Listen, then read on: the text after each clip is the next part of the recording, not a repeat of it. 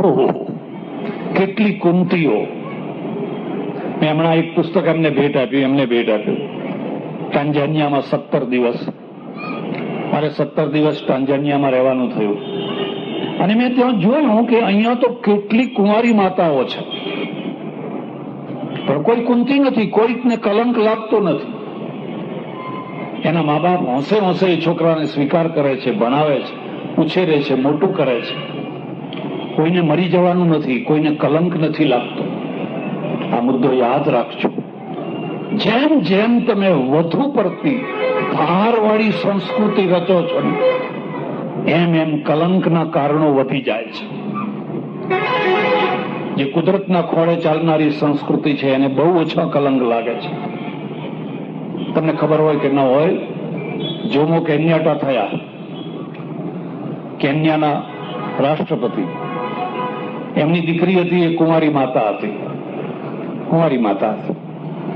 અને વર્ષો સુધી કુંવારી પોતાના છોકરાને લઈ ફરતી રહી, એને કોઈ કલંક ના લાગે. મારા બોલવાનો અર્થ એવો તમે ના સમજતા કે હું આ રસ્તાનું પ્રોત્સાહન કરું છું, એવો ના સમજતા.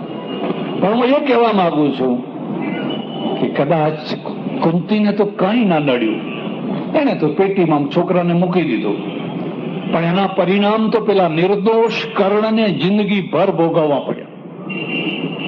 તુદાસી પુત્ર. કર્ણે કયું પાપ કર્યું હતું? મેં તો રાત્રે આવીને પેટી તરતી મૂકી દીધી. એવી તો ઘણી માતાઓ. આ બાળક હવે આખી જિંદગી એના પરિણામ ભોગવે. એ કલંકમાંથી બચાવવા માટે આપણા પૂર્વજોએ 92 વર્ષ ઉપર અહીંયા બાલાશ્રમની સ્થાપના કરી. અને બાલાશ્રમમાંથી રોડમાં પડેલા, આમ પડેલા, તેમ પડેલા, ત્યજી દીધેલા, ફલાણા, એ બધા બાળકો ભેગા કરે. એમાંથી કેટલા છોકરા આજે કેટલી ઊંચી કક્ષાએ પહોંચ્યા હશે.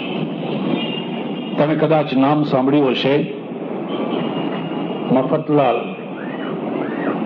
મહેતા, હીરાના બહુ મોટા વેપારી છે, પાલનપુરના વાણિયા. મફત કાકા લોકો કહે છે. બહુ માનવતાવાદી, જૈન છે. એમના ત્યાં મને પહેલી વાર જમવા લઈ ગયા, બટાકાનું શાક કરેલું. અરે મેં કહ્યું, તમે જૈન છો અને આ બટાકાનું શાક કર્યું છે, અને તમે માનવતાવાદી છો એટલે મેં તમને બોલાવ્યા છે. હમણાં ગઈકાલે જ વાત કરું, થોડાક સજ્જનો મળવા આવેલા, એમાં એક જૈન સજ્જન, બહુ ભલો માણસ, બહુ સારો માણસ, અત્યારે સુખડી વેચવાનું કામ કરે છે. આ જ્યાં મજૂરી ચાલતી હોય દુષ્કાળની, ત્યાં જઈને સુખડી વેચે છે.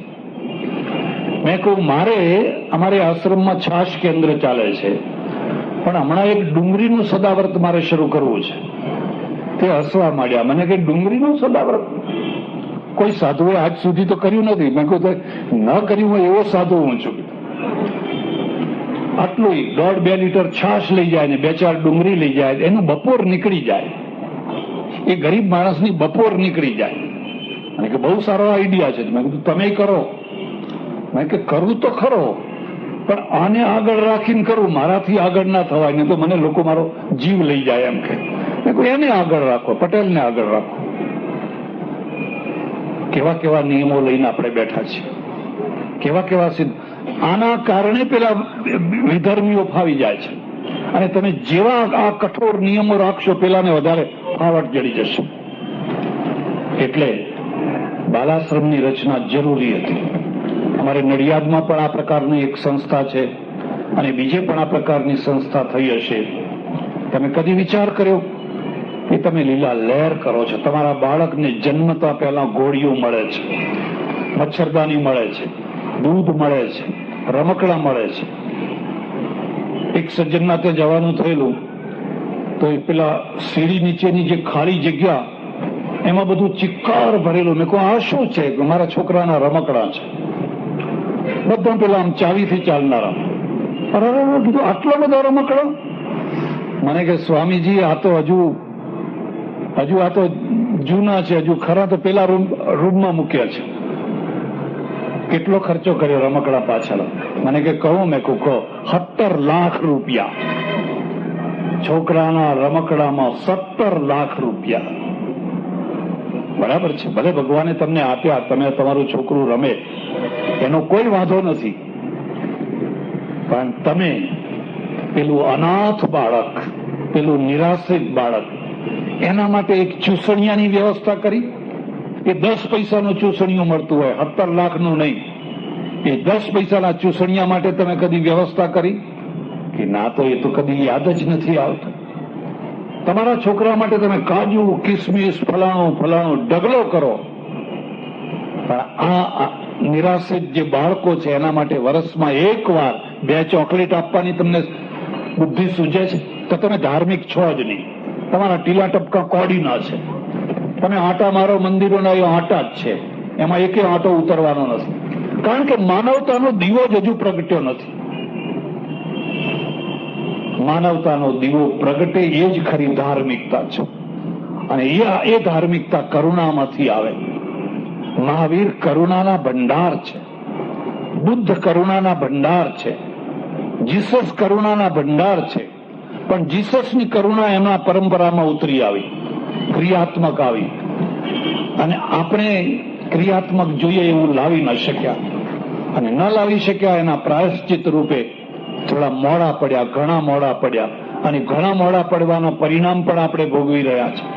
કેટલા ભાઈઓને આપણે ખોઈ નાખ્યા, આખો સમુદ્ર કિનારો આપણે ખોઈ નાખ્યો. તમે કચ્છથી માંડીને ચિત્તાગોંગ સુધી ફરજો, બધો આખો દરિયા કિનારો તમારા હાથમાંથી નીકળી ગયો. કાં તો કોઈ મુસ્લિમ છે, કાં તો કોઈ ક્રિશ્ચન છે. અને ઝારખંડથી માંડીને આબુ સુધીનો વચ્ચેનો જે પહાડી પ્રદેશ છે, ડુંગરાળ પ્રદેશ છે અરાવલ્લીનો, એ આખો પ્રદેશ તમે જોજો ખોઈ બેઠા છો. કારણ કે અમે કોઈ ગયા જ નહીં, ત્યાં કોઈ કથા સાંભળનારો હતો જ નહીં. કારણ કે કથા સંભળાવવા માટે 15 લાખનો મંડપ ઉભો કરવો પડે, અને પછી 50 લાખ રૂપિયા હોય ત્યારે કથા થઈ શકે. હા, આપણે કથાઓ કરી, હવા આકાશમાં કરી, દરિયામાં કરી, પણ આદિવાસીઓના ઘર આગળ ના કરી. અને એ આદિવાસીઓના ઘર આગળ જેણે કથા કરી, આદિવાસીઓ એમના ભેગા પડી ગયા. અને ભળી ગયા પછી આપણને ખબર પડી ગયા, તો ભળી ગયા બધા, હવે શું કરશો? હવે કરો. બહુ મોડું થઈ ગયું, બહુ મોડું થઈ ગયું.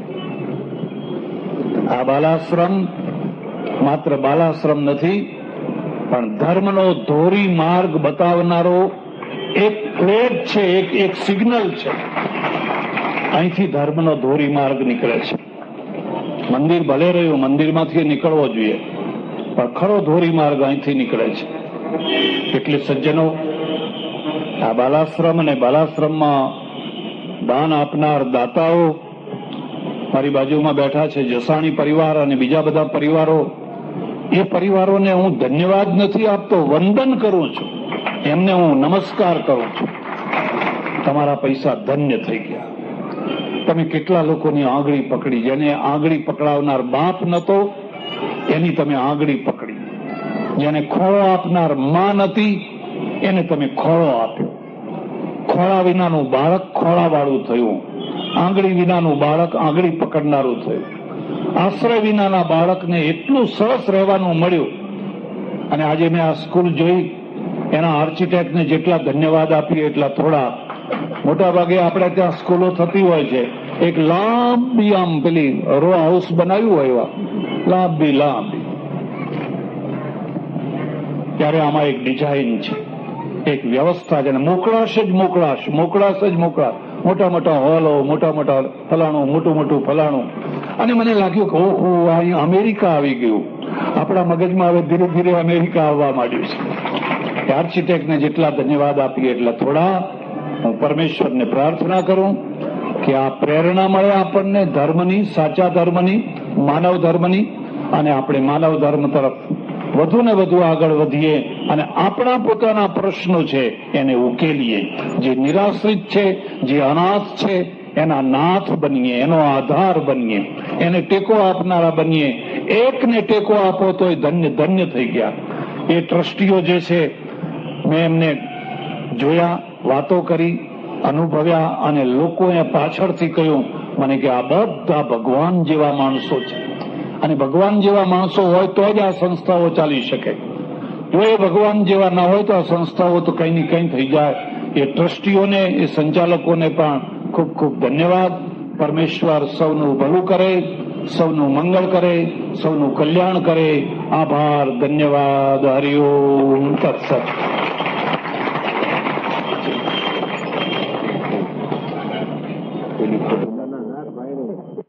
હૃદયપૂર્વક વિનંતી કરું કે તેઓ હવે આપણને સૌને પ્રેરક વાણી પીરસશે. મારી એમને ફરી એક વાર વિનંતી કે તેઓ આપણને પ્રેરક વાણી પૂછશે. બસ એક બહુ થઈ એક બહુ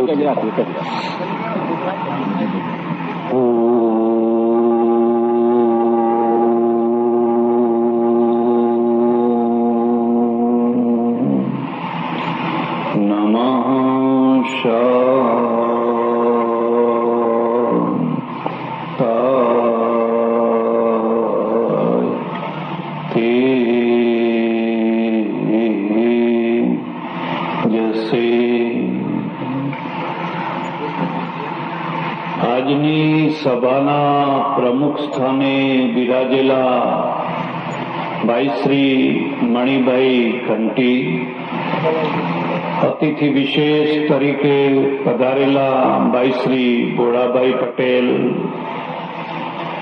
જેમના હાથે હોલનું ઉદ્ઘાટન થયું છે, એવા સીધા સાદા અને છતાં ઉદાર દેણગીવાળા ભાઈ શ્રી અંબાલાલભાઈ પટેલ, ભાઈ શ્રી ભાઈચંદભાઈ પટેલ, મંચ ઉપર બિરાજેલા બધા જ વિશિષ્ટ મહાનુભાવો, સજ્જનો અને બહેનો, પ્રવચનની શરૂઆત કરતા પહેલા એક નાની સરખી જાહેરાત કરવી છે. એ જાહેરાત એટલા માટે કરવી છે કે લોકોને થોડીક પ્રેરણા મળે, બાકી એના પાછળ બીજો કોઈ હેતુ નથી. અહીંયા જે શબવાહિનીની જરૂર છે, આજુબાજુના 10, 15, 20 કિલોમીટરના ગામોથી મૃતકને 10-15 માણસો સાથે લઈ આવવાનું જે વાહન, અને વાહન પણ એટલું સરસ બનાવવાનું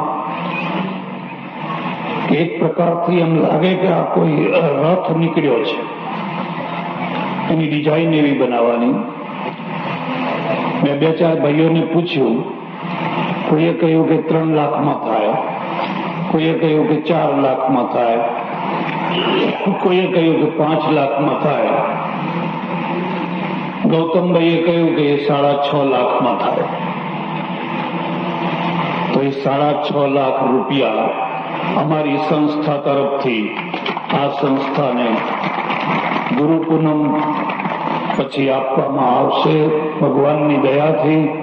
અને તમે સારામાં સારી લોકો જોવા આવે એવી, અને જોનારને પણ એમાં સૂઈ જવાનું મન થાય એવી એક શબવાહિની બનાવો. આભાર. આપણે ત્યાં દર્શનના 2 મુખ્ય ભાગ છે. એક છે જીવન દર્શન, બીજું છે મૃત્યુ દર્શન. જીવન દર્શનની ચર્ચા નથી કરવી. કે ભારતના મનીષીઓએ, ભારતના ઋષિઓએ, ભારતના વિદ્વાનોએ, આચાર્યોએ મૃત્યુ ઉપર જેટલો વિચાર કર્યો છે, દુનિયાના કોઈ ભાગમાં આટલો વિચાર નથી થયો. અને આટલો બધો મૃત્યુ ઉપર વિચાર કર્યો હોવા છતાં પણ ભારતનો માણસ મૃત્યુથી જેટલો ગભરાય છે, એટલા બહારના માણસો ગભરાતા નથી. આપણે વિચાર ઘણો કર્યો. નૈનમ છિંદંતી શસ્ત્રાણી, નૈનમ દહતિ પાવક, ન ચૈનમ ક્લેદયંત્યાપો, ન શોષયતિ મારુત. વાતો નહીં કરવાની. આ બધા ગીતાના અમર શ્લોકો આપણે બોલ્યા કરીએ બીકમાં બીકણ આપણે પ્રજા છે, ડરપોકમાં ડરપોક આપણે પ્રજા છે. એના પણ કારણો છે, પણ અત્યારે મારે એ ચર્ચા નથી કરવી. પણ મારે તમને થોડીક મૃત્યુ દર્શનની ચર્ચા કરવી છે. મૃત્યુ એક અનિવાર્ય તત્વ. તમે અવતાર હો, પીર હો, પેગંબર હો, તીર્થંકર હો, ભગવાન હો, સિદ્ધ હો, સંત હો, રાજા હો, મહારાજા હો, જે કંઈ હો, પણ મરવાનું ને મરવાનું જ છે. એક કલ્પના કરો કે મૃત્યુ ન હોત તો આ દુનિયા કેવી હોત. તમે કલ્પના ના કરી શકો કે મૃત્યુ ન હોત તો આ દુનિયા કેવી હોત. તો આ દુનિયા હોત જ. આખી દુનિયા સાયકલના સિદ્ધાંત ઉપર ચાલે છે. સાયકલના સિદ્ધાંત ઉપર તમે ગમે એટલો એક લાંબો રસ્તો બનાવો, એને બેસાડજો.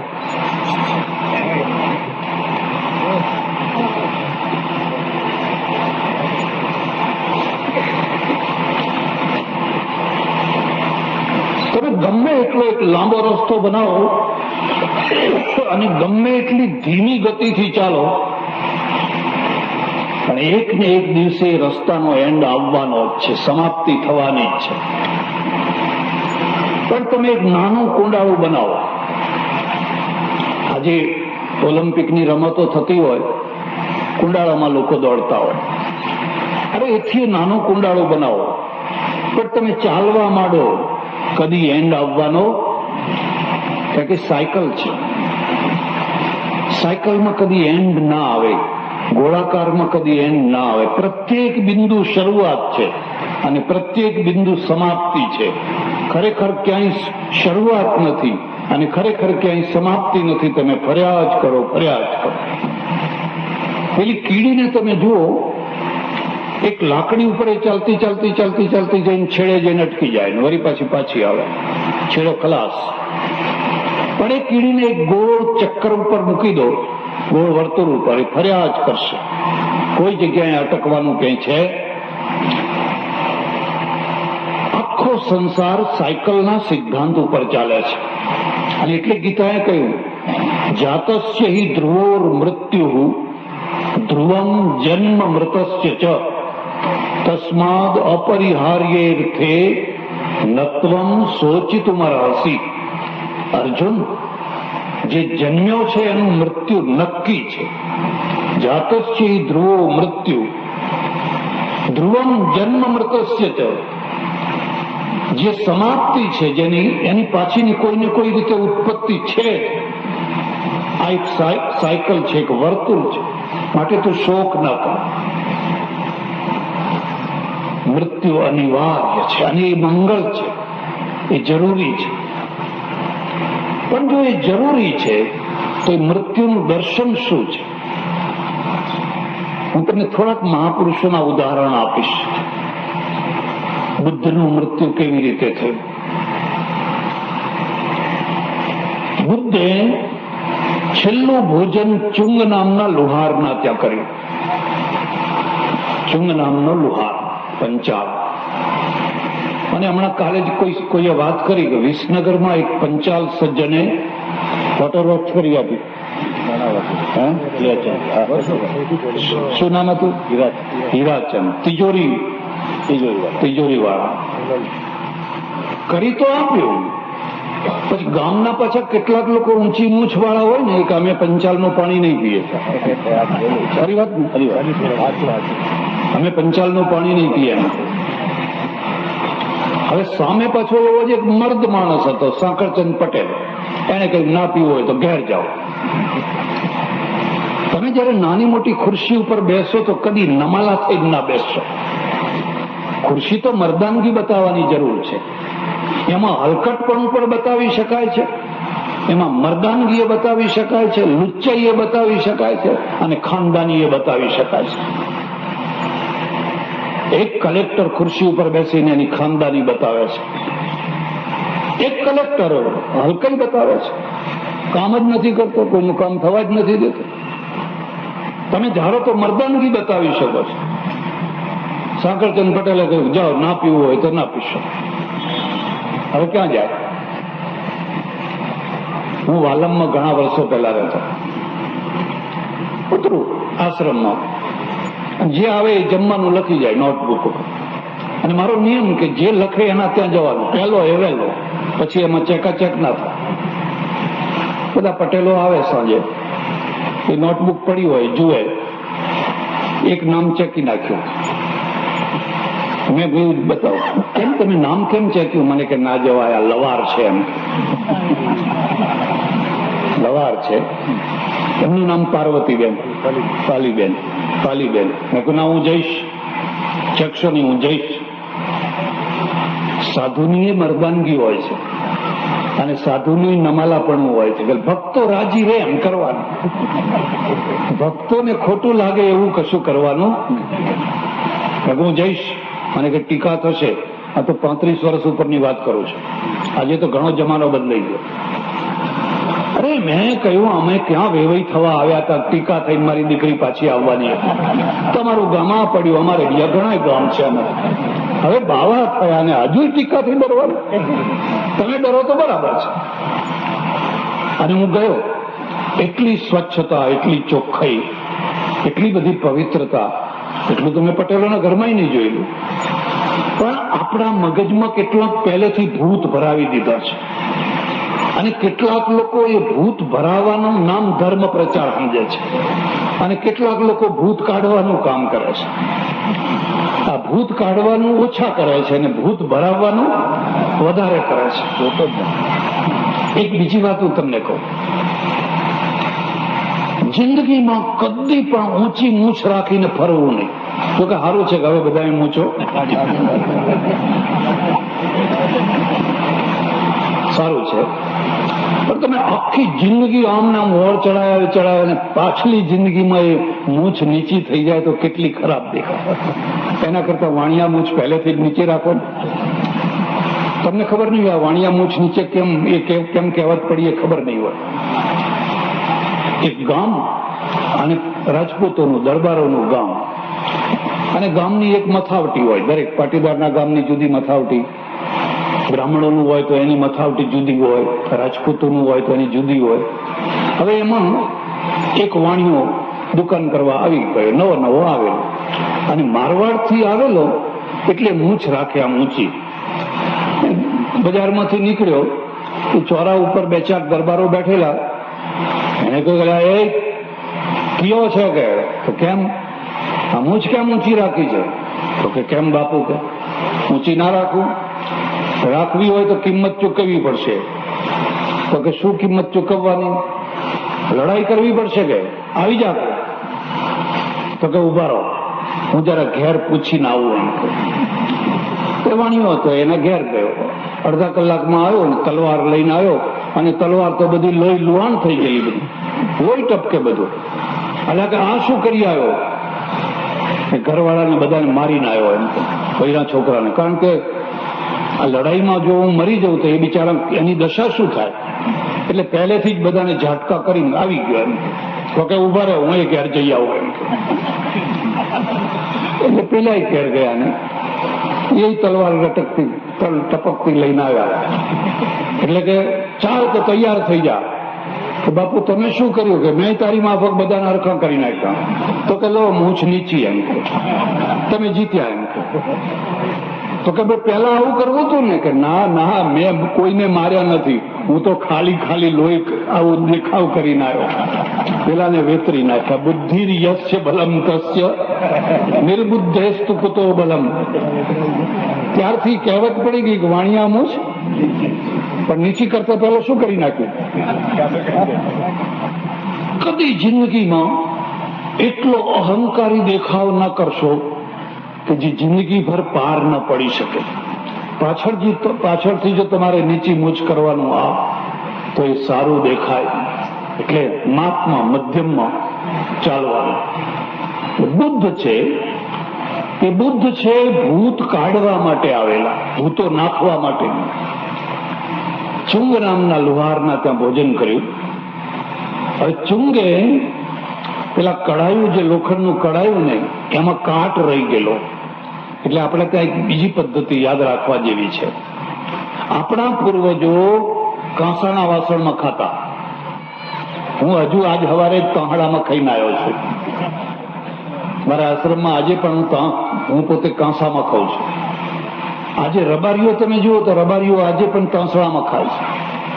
એમાં કોઈ દિવસ કાટ ચડે, ફૂડ પોઈઝન ના થાય, ફૂડ પોઈઝન. એટલે એ પેલું કડાયું ને, કડાયામાં કાટ ચડેલો ને બરાબર સાફ નહીં થયું હોય ને એમાં કઈ રસોઈ બનાવી, ફૂડ પોઈઝન થઈ ગયું અને બુદ્ધને સૂળ ઉપડ્યું પેટમાં. બીજા ગામ ગયા, ત્રીજા ગામ ગયા, બહુ સૂળ ઉપડ્યું. મરતા પહેલા આનંદને કહ્યું. આનંદ એમનો ખાસ માણસ. એક બીજો મુદ્દો યાદ રાખજો, જિંદગીમાં એક ખાસ માણસ રાખજો. એક વધારે નહીં તો એક ખાસ માણસ રાખજો. જેને એક પણ ખાસ માણસ નથી હોતો ને એ અનાથ છે, નિરાધાર છે. આનંદ એમનો ખાસ માણસ છે. મહાવીર ને ગૌતમ ગણી છે, કૃષ્ણ ને અર્જુન છે, સહજાનંદ સ્વામી ને ગુણાતીત છે, મુક્તાનંદ છે. એક ખાસ માણસ, વિશ્વાસપાત્ર. બુદ્ધે કહ્યું, આનંદ હવે હું વિદાય થવાનો, હવે હું જીવીશ નહીં, પણ એક કામ કરજે, કદી પણ કોઈની પણ આગળ ચુંગના ત્યાંના ભોજનથી મારું મૃત્યુ થયું એવું કદી કોઈને કહીશ નહીં. પેલા નગર શેઠની કન્યા જે સુજાતા, એ સુજાતાની ખીર ખાવાથી મને જે આનંદ આવેલો એટલો જ આનંદ ચુંગના ભોજનમાં આવેલો. પણ એની થોડીક જરા કાળજી ના રહીને બનવા કાળ બની ગયો. માટે તું કોઈને પણ ચુંગના ઉપર અપયશ આવે એવું તું કહીશ નહીં.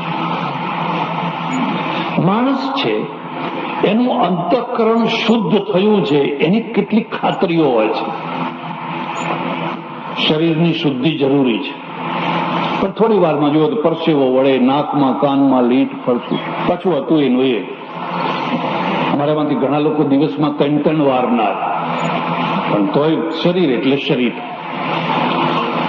પણ મનની શુદ્ધિ ઉપર અમારે તો બહુ ભાર મૂક્યો છે, અંતઃકરણની શુદ્ધિ. અને અંતઃકરણની શુદ્ધિની કેટલીક નિશાનીઓ બતાવી છે. અને એમાંની એક નિશાની છે, એની વાણીમાં કોઈ વિરોધી પ્રત્યે, કોઈના પ્રત્યે આક્ષેપો નથી નીકળતા. જેની વાણીમાં સતત આક્ષેપો નીકળતા હોય, ખાસ કરીને વ્યક્તિગત આક્ષેપો નીકળતા હોય, મલિનમાં મલિન એનું અંતઃકરણ છે. એ ગંધાતું અંતઃકરણ છે. મૃત્યુ સમયે પણ મલિન વિચારો નીકળતા હોય, નહીં, એના માટે કશું ના બોલીશ. અરે એને મને કેટલા પ્રેમથી જમાડ્યો. આ મૃત્યુ દર્શન છે. માણસ મરવા પડ્યો છે.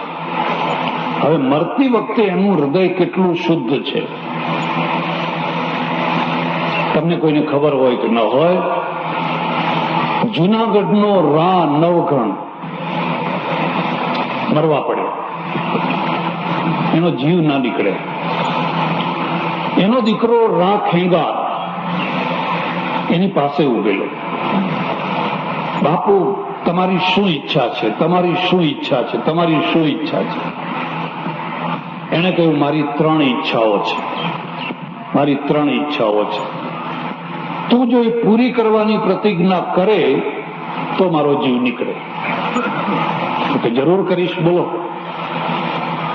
ફલાણો બારોટ છે ને, એ બારોટના મોઢામાં એટલી સોનામોરો ભરજે કે એના ગાલ ફાટી જાય, એના ગાલ ફાડી નાખશે.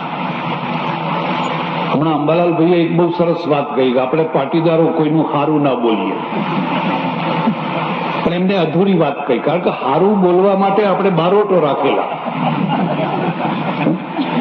આપણી તો વ્યવસ્થા જ એવી કે નાચવા માટે એક કોમ, ગાવા માટે એક કોમ, વખાણ કરવા માટે એક કોમ, બધા કામ સોંપી દીધેલા. આપણે જાતે કશું ચલમ ભરનારી એક કોમ પાછી હોકો ભરનારી એક કોમ. જો એ ના હોય તો બધા હોકો આવીને બેઠા હોય એમને હોકો ભરવા આવે તો એ બારોટ છે. એને મારી એટલી નિંદા કરેલી કારણ કે વગર કારણે જે વખાણ કરે વગર કારણે નિંદા પણ કરે, એમાં ફૂલાઈ ન જવું. એટલે એના ગાલ ફાડી નાખશે કે હા. અને ઉમેટાનો દરબાર છે એનું માથું કાપી નાખશે. બોરસદ તાલુકામાં એક ઉમેટા છે, નાનું દરબારી ગામ છે, એનું માથું વાઢી નાખશે. અને સિદ્ધપુરનો જે સિદ્ધરાજ છે એનું નાક કાપી નાખશે. આ 3 ઈચ્છાઓ મારી છે. બોલ, પૂરી કરીશ? એને પ્રતિજ્ઞા કરી, પૂરી કરીશ. માણસ મરી ગયો. હવે જરા વિચાર કરો, મરતી વખતે અંતઃકરણની સ્થિતિ કેવી હતી? વેરનો વારસો. ધર્મશાળા બંધાવજે એવું ના કહ્યું, સારા કામ કરજે એવું ના કહ્યું, પણ વેર ચાલુ રાખજે. પેલા બારોટને બોલાવીને ખૂબ સોનામોરો ભરતો ગાલ ફાડી નાખી. એ કામ તો બહુ સરળ હતું. ઉમેટાના દરબાર હતા, એ દરબારનું માથું કાપી નાખ્યું છેતરીની જેમ તેમ કરીને. પણ આવડો મોટો સિદ્ધરાજ રાજા, એ સિદ્ધરાજ રાજાનું નાક કેવી રીતે કાપવું? ઘણા દિવસો નીકળી ગયા, પણ એનો કઈ મેળ જ ના પડે કે હવે આ કરવું કેવી રીતે. એક બીજો મુદ્દો યાદ રાખજો, તમારા અંદર દુર્યોધન જન્મ્યો નહીં, કે બાજુમાં શકુની તૈયાર જ છે. ચારેય તરફ શકુનીઓ તૈયાર છે. શરત એટલી છે કે તમારા અંદર દુર્યોધન પેદા થવો જોઈએ. એટલે એક શકુની મળી ગયો. અરે એ હું શીખવાડું એમ. એમાં કઈ વાત હતી? શીખવાડો ત્યારે કે જો આ સિદ્ધરાજ છે ને એનું સગપણ રાણક દેવી સાથે થયું છે, અને રાણક દેવીને તું રાણી બનાવી, એનું નાક કપાઈ ગયું. એમ આથી વધારે મોટા રાજાનું કયું નાક કાપવાનું હતું? એ રાણક દેવીને રાણી બનાવી એને, અને સિદ્ધરાજ ધુઆ ફુઆ થયું. તમે આખો ઇતિહાસ જાણો છો. 12 વર્ષ સુધી એક જુનાગઢના કિલ્લાને ઘેરો ઘાલ્યો. અંતે રાખેંગાર મરાયો, દેશળ વિશળ ફૂટ્યા, એના દીકરા 2 મરાયા, રાણક દેવી સતી થઈ, શ્રાપ મળ્યો, આ કોડવાળો થઈ ગયો, ફના ફાતિયા થઈ ગયું બધું. પણ કેમ આવું થયું? કારણ કે એક મરનાર માણસ મરતી વખતે અંતઃકરણને શુદ્ધ બનાવી શક્યો. મારું વેર મારી સાથે બાળી નાખજો એવું ન કહી શક્યો, પણ તું ચાલુ રાખજે, મારા પછી પણ તું ચાલુ રાખજે. યાદ રાખજો, જે વેરને દફનાવી દે એનું નામ સંત કહેવાય, અને વેરને વધારી આપે એનું નામ સંત કહેવાય. સંત મળે તો વેર ઝેર ટળે, નહીં તો લોકો ચડાવે રાખે, લાકડા નાખે જ રાખે, લાકડા નાખે જ રાખે. એ બુદ્ધ છે, એ બુદ્ધે કહ્યું ચુંગને જરા પણ કઈ ના કહેશો, એનું ભોજન મને એટલું જ સારું લાગ્યું. અંતઃકરણની શુદ્ધ. આદ્ય શંકરાચાર્ય જયારે છેલ્લી સ્થિતિમાં આવ્યા, હું તમને મૃત્યુની દર્શનની કથા કહું છું. માણસ આખી જિંદગી મહેનત કરે, પરસેવો પાડે, કોઈ પોતાના છોકરા માટે, કોઈ સમાજ માટે, કોઈ દેશ માટે, કોઈ ધર્મ માટે, કોઈ માનવતા માટે. શંકરાચાર્યને જળોદર થઈ ગયેલો, ભગંદર થઈ ગયેલું, ભયંકર બીમારી. એમને ખાતરી થઈ ગઈ કે હવે હું જીવીશ નહીં. 32 વર્ષ નાની ઉંમર, અને નાની ઉંમરમાં જ મારે વિદાય થવું પડશે. પછી બધા શિષ્યો જે હતા એ ભેગા કર્યા, સુરેશ્વરાચાર્ય, ત્રોટકાચાર્ય, બધા શિષ્યોને ભેગા કર્યા અને કહ્યું જો હવે હું વિદાય થઉં છું. મેં આખી જિંદગી મારાથી જે કંઈ બન્યું એ કર્યું, પણ મરતી વખતે, વિદાય થતી વખતે હું તમને છેલ્લી વાત કહેતો જઉં છું. તમારામાંથી કોઈની ઈચ્છા હોય તો આદ્ય શંકરાચાર્યનું આ મૃત્યુ વખતનું સ્તોત્ર તમે લાવજો. અહીં લખાવવું હોય તો લખાવજો. વેદો નિત્યમધીયતામ તદુદિતમ કર્મસ્વનુષ્ઠીયતામ સ્વાદ્વન્નમ નતુ યાચ્યતામ વિધિવશાત પ્રાપ્તૈન સંતુષ્યતામ. ઓહો, એટલી સરસ વાતો કહી છે. હે સંન્યાસીઓ, રોજ વેદનું અધ્યયન કરજો. વેદો નિત્યમધીયતામ તદુદિતમ કર્મસ્વનુષ્ઠીયતામ. અને એમાં જે કર્તવ્ય કર્મો બતાવ્યા છે એ કર્તવ્ય કર્મો તમે કરતા જજો. તમે જયારે ભિક્ષા માંગવા જાઓ તો આ બહેનોની પાસે કદી પણ સ્વાદુ અન્નની યાચના ન કરશો. સ્વાદ્વન્નમ નતુ યાચ્યતામ. એ તો અમે કહીએ બેન થોડોક ભજીયા થવા દો, દહીંવડા થવા દો, લાડવા થવા દો, જ્યાદા ઝંઝટ નહીં કરના. અમારે એક મહારાજ છે, મહંત છે, તમને કોઈ જમવા બોલાવે ને એટલે કે દેખો જ્યાદા ઝંઝટ મત કરના, 10 किलो दूध लाना. क्या समझे? ज्यादा झंझट मत करना, उसमें थोड़ा चावल डाल देना, थोड़ी चीनी डाल दो, उबाल देना એટલે દૂધ પાક બનાવો. એમ જ્યાદા ઝંઝટ મત કરના. દરેક વાક્ય પાછું જ્યાદા ઝંઝટ તો હોય જ પાછું.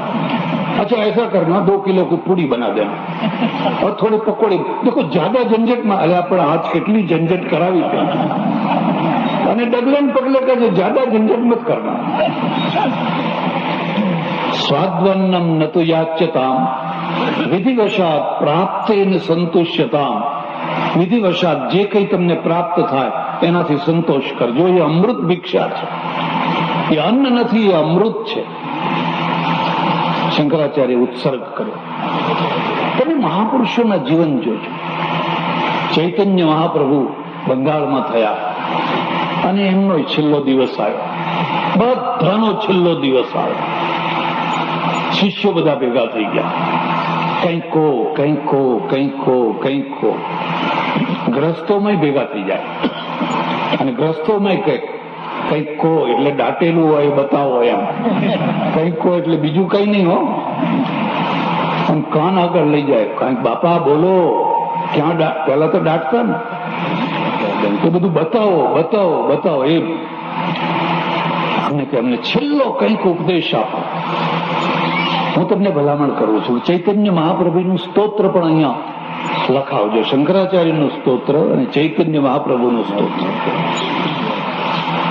એમણે લખ્યું છે ત્રિણાદપી સુનીચેન તરોરપી સહિષ્ણુના અમાનીના માનદેન કીર્તનીય સદા હરિ. તમારી જાતને તણખલાથી નીચી માનજો. જો આ ભક્તિ માર્ગ છે અને ભક્તિ માર્ગની ખાસ વિશેષતા છે એમાં આધીન થઈને રહેવાનું, દીન થઈને રહેવાનું. બધું સારું છે, મારા કરતા બધું સારું છે. ખરાબમાં ખરાબ કોઈ હોય તો હું છું. જ્ઞાન માર્ગમાં થોડા અહંકાર આવી જાય. તમને ખબર હશે મારા માટે અહીં ખુરશી મૂકી હતી અને આ બધા નીચે બેઠા હોય, હું ખુરશી ઉપર બેઠો હોઉં તો આમ જરા દેખાય કે લાગે કે આ કોઈ મહારાજ વિશેષ મહારાજ લાગે છે. પણ મેં તમને કહ્યું ને, એવી જગ્યાએ બેસવું કે પછી બહુ વાંધો ના આવે. તો એની અસર એવી ચડે છે ને, એની ગરમી. એ ખુરશી ઉપર બેસતા હોય એમને પૂછી જોજો. અને જો એની ગરમી ના ચડી તો બા ખુરશી ધન્ય ધન્ય થઈ જાય. પછી એ મંત્રીની ખુરશી હોય, કલેક્ટરની ખુરશી હોય કે સરપંચની ખુરશી હોય, એમાં તો એટલી બધી ગરમી છે ને કે બેઠવાની ગરમી ચડી નહીં. અને ટેમ્પરેચર તાવથી વધી ગયું. હવે આ માણસને તાવ ચડ્યો હોય તો શું તમે એની પાસે અપેક્ષા રાખો?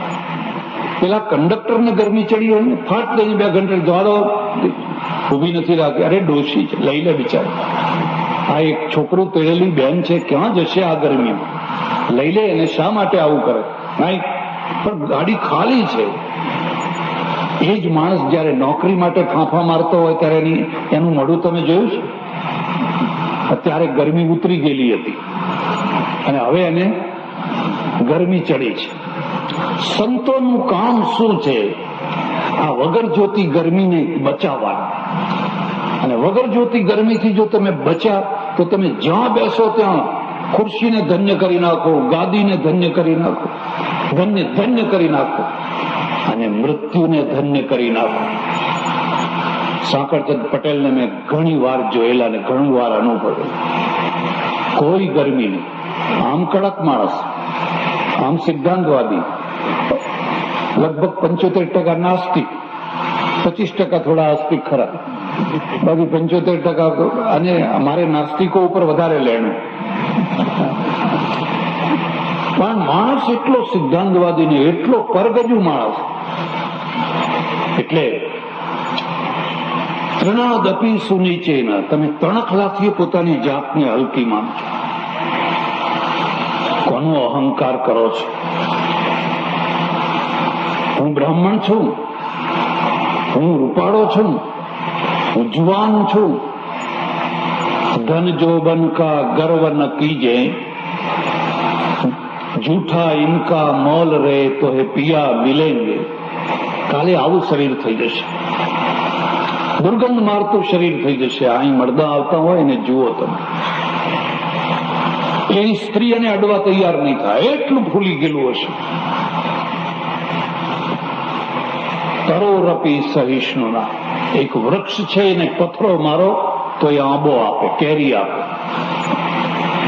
અને તમે જો આંબા જેવા થાવ અને તમને કોઈ પથરા ના મારે એવું કદી બને જ નહીં. હા, બાવળ થાવ તો કોઈ પથરા ના મારે. બાવળને પથરા મારીને શું મળવાનું હતું? પણ તમે આંબા થશો તો પથરા લોકો મારવા ના જ છે, કારણ કે કેરીઓ છે તમારી પાસે. બાવળીમાં જઈને જુઓ, બાવળીને કોઈ પથ્થર મારે છે? કાંટા પડે નીચે. તો માણસ આંબાને પથ્થર મારે તો નીચે કેરી આપે. તું માણસ છે તો માણસને કોઈ પથ્થરો મારે. પથ્થરો એટલે સમજ્યા? કડવું વચન, નિંદા, ટીકા, આલોચના. ભાવનગરના દરબાર ભાવસિંહજી સાંજે ફરવા નીકળેલા ને ઢીંચણમાં આવીને એક પથ્થરો વાગ્યો જોરથી, ધડ ધડ ધડ ધડ ધડ લોહી નીકળવા માટે. ત્યારે પેલો સુરવાલ જેવું કરે એટલે બધું પલળી ગયું. એટલે પોલીસ સાથે હતા, દોડ્યું તો એક 12 વર્ષના છોકરાને પકડીને લઈ આવ્યા. મહારાજા કે આ છોકરાએ પથ્થરો માર્યો. આ છોકરો નિર્ભય પાછો. નિર્ભયતા બહુ મોટું કામ કરે. જરાય ડરાવી ના કરે. ના, મેં તમને પથ્થરો નતો માર્યો, મેં તો આંબાને માર્યો હતો, કેરી માટે. અને મહારાજા એટલે મહારાજા. મોટી ખુરશી ઉપર મોટો માણસ બેસે તો જ શોભે, અને એની ખાનદાનીથી શોભે. અરે છોડી મૂકો આ છોકરાને, નામ લખી લો. જો આંબો પથરા મારનારને જો કેરી ના આપતો હોય તો હું મહારાજા કહેવું. મને પથરો મારનારને હું સજા આપું? એનું નામ લખી લો. બીજા દિવસે ઓર્ડર કર્યો, ગાડું ભરીને કેરી મોકલાવો એના ઘરે. આખું ગાડું ભરીને કેરી. આવા રાજાઓને પ્રજા કદી ભૂલે. બાકી ધારી હોય તેને જેલમાં નાખી શક્યા હોય. તરોરપી સહિષ્ણુના, અમાનીના માન દેના, કીર્તનીય સદા હરી. કદી માનના ભૂખ્યા ના રહેશો, માનની ઈચ્છા ના રાખશો, પણ માન આપવામાં કચાશ ના રાખશો. માન જરૂર આપજો તો તમે હરિનું ભજન કરશો. દેવ થઈ ગયા, ચૈતન્ય મહાપ્રભુ દેવ થઈ ગયા. એક મહાપુરુષોના જીવન ચરિત્ર તમે જોજો, અને એમના મૃત્યુના સમયની ઘટના તમે જોજો. ગાંધીજીએ કહ્યું, મેં આખી જિંદગી રામ રામ રામ રામ રામ કર્યું છે. ગમે એવો કામ હોય પણ પ્રાર્થનાનો સમય થાય ખેતરમાં બેસી જાય. વાઇસરોયને મળવા ગયેલા, તમે ફ્રીડમ એટ મિડનાઇટ વાંચજો. માઉન્ટ બેટનને મળવા ગયેલા, ટાઈમ થઈ ગયો એટલે તરત ઉભા થઈ ગયા, મારે પ્રાર્થનાનો સમય થઈ ગયો છે. હવે માઉન્ટ બેટન ગવર્નર જનરલ એ વખતે તરત જ ચોકમાં પ્રાર્થના કરવા બેસી ગયા. આખી જિંદગી મેં રામ રામ રામ રામ કર્યું છે, પણ મને મરતી વખતે જો મારા મોઢામાંથી રામ નીકળે તો એમ સમજજે કે હું સાચું રામ રામ કરતો. અનેક માણસે ગોળી મારી, ધડાક દઈને ગોળી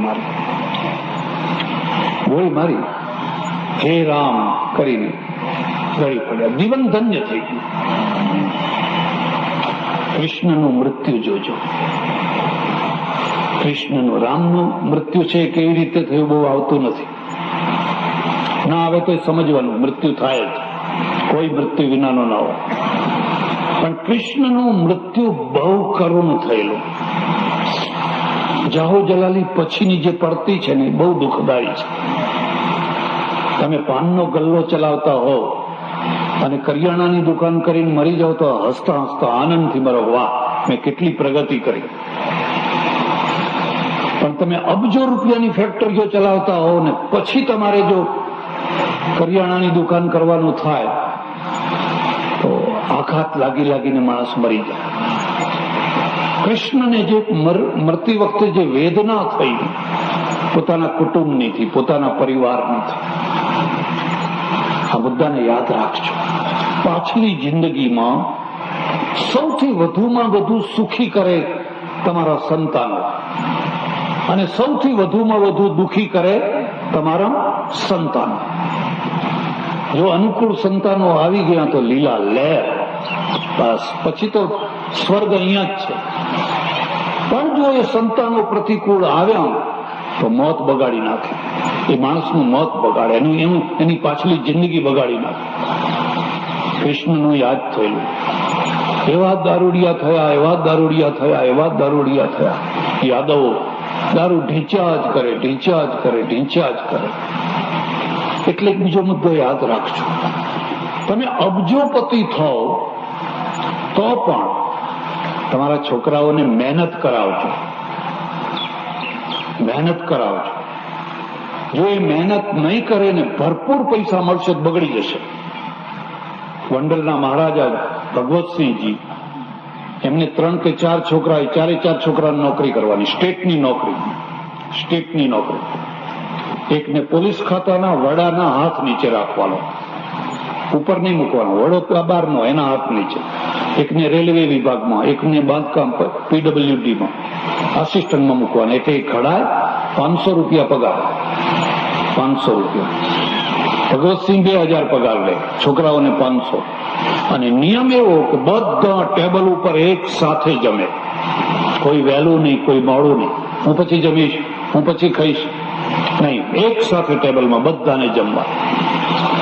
અને એક બીજી વાત તમને કહું છું, ઘર બને તો તમારા ઘરમાં આવો રિવાજ રાખી શકાય તો રાખજો. હવે તમે રાતના 12 વાગ્યા સુધી ગંજ બજારમાં ટીચાયા કરતા હોય પછી તમે જાણો.